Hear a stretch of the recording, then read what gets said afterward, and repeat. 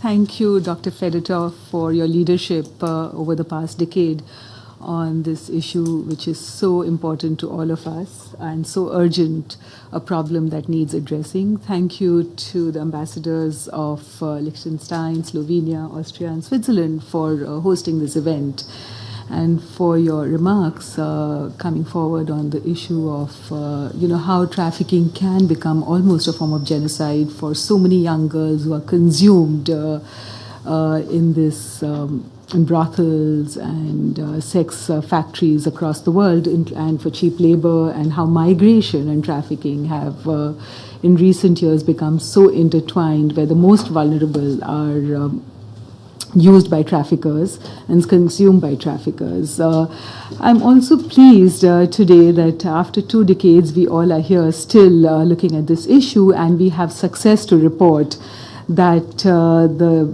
ratification of the Palermo Protocol is almost universal, and we have 170 countries on board who are part of our journey and who have committed to fighting human trafficking.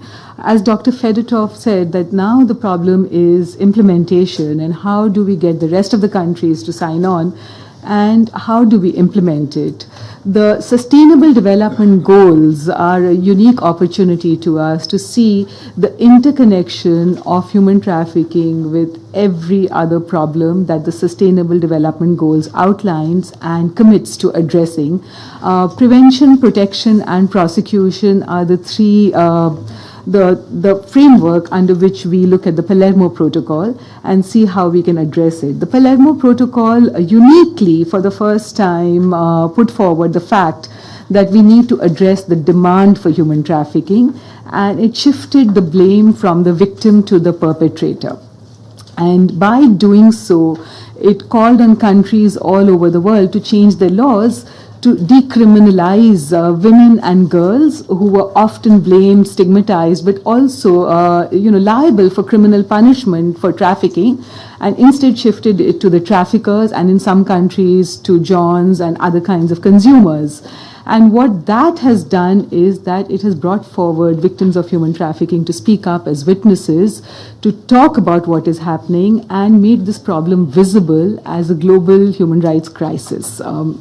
So the Palermo Protocol has already achieved a lot in its nearly 2 decades of existence, and UNODC's leadership in this has been invaluable in terms of prosecution and protection. The other part which we talk about, protection, and again Dr. Dieng spoke very eloquently about it, is the fact that very often victims of trafficking are re-victimized. And I have been witness to this. So even as Simone was talking about the fact that I've helped 20,000 girls and women exit systems of slavery, sexual slavery, the fact is that many of them have actually been re-victimized, have committed suicide, have been murdered, have been re-trafficked, and because of a lack of services and protection mechanisms.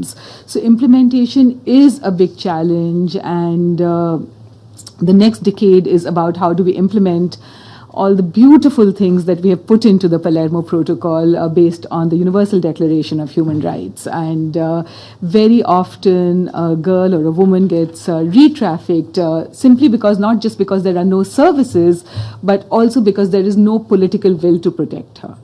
She's considered disposable. She is considered the person to blame. Very often she's defined as the bad girl. And so education and awareness have to go along with even as we try to get the Palermo Protocol implemented through the laws in different countries.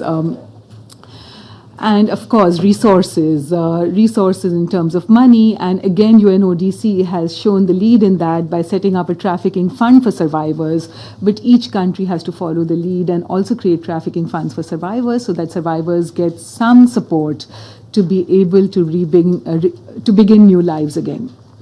And protection also requires legal protection. It also requires police protection, and very often in most countries there is just no capacity and no resources to be able to provide the legal protection to victims of trafficking, to combat traffickers. And sometimes, I am from India, and I've seen that in very small towns in Bihar, in India, the police officer may not even have a car to chase a trafficker, or may not even have gas to put into the car to chase a trafficker.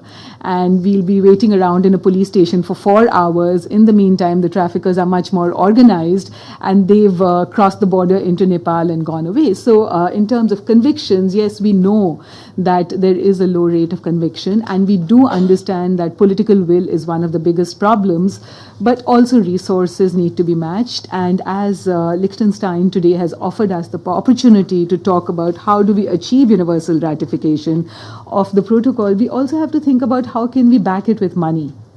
Traffickers are much more organized, and one of my panelists today spoke about the fact that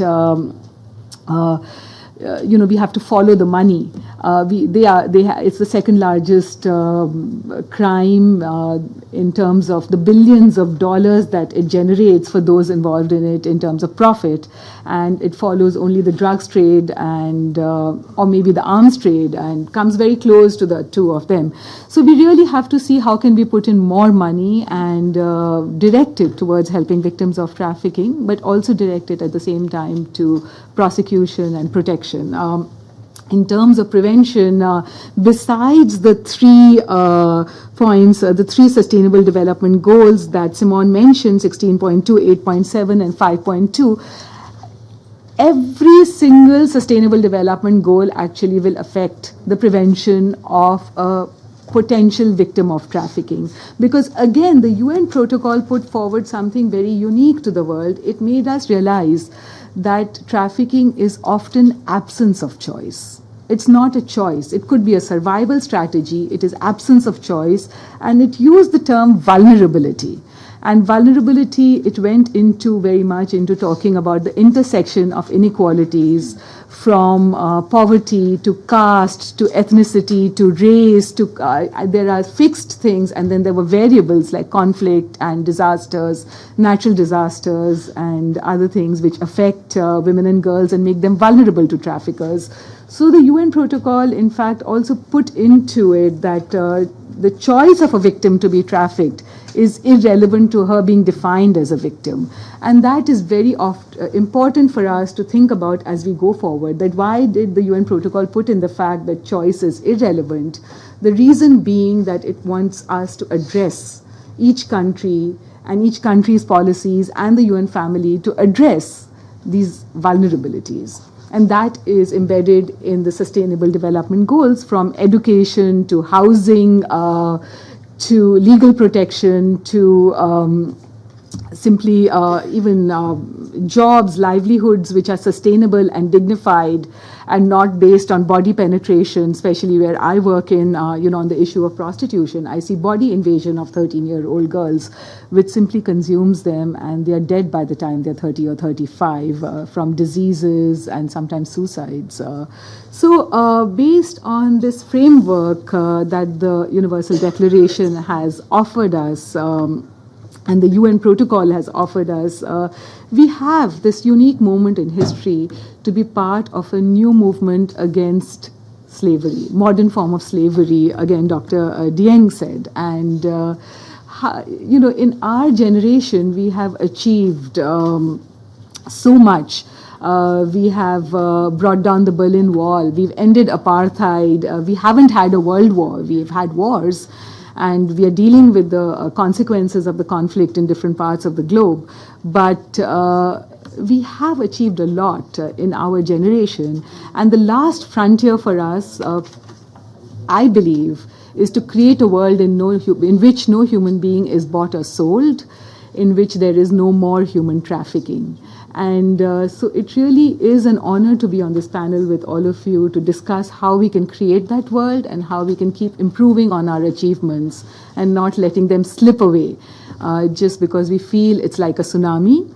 And before I end, I want you to think about the 13-year-old who I work with across India. She could be anywhere. I call her the last girl because she's poor, she's female, she's a teenager. In India, she's low caste. In America, she's black or a Native American. In Europe or the Middle East, she could be a refugee. She has no way to get out of that brothel unless we go in and help her. She's locked in that little room with iron bars on the window. 8 or 10 men come into the room and rape her every night for 5 years till she is no longer commercially viable because her body is used up, and then she's thrown out on the sidewalk to die. That is the girl we have to think about when we think about ending human trafficking and why we are here. The numbers are huge. We can't even name them because so much of the trade is underground. But we all know it's huge as a global human family. And I want to end with quoting Mahatma Gandhi. I'm from India, and I can see the beauty of the freedom struggle and the benefits of it as someone born after independence in a post-colonial India. And how can we achieve that freedom for everyone? Gandhiji had 2 things which I will mention. One was that Gandhi said that whenever he thought and felt lost about any action that he would undertake, and whether to embark on an intervention or a policy, which would be useful or not, he would shut his eyes and think about the weakest person he knew. And he called that person the last person. And he said if that action had an impact on the life of that weakest person, he would do it. For us, that weakest person is the last girl. And so therefore, I'm really glad that we are here to do it. The other thing Gandhiji mentioned, Mountbatten asked him after the freedom struggle, when India was, going to be independent that week. He said, Mr. Gandhi, how did you create such a big movement? And Gandhiji said, I did not create a movement. I joined movements. So I thank UNODC for joining our movement to end human trafficking on behalf of NGOs and civil society representatives and survivors all over the world who still continue to look to your leadership. Thank you.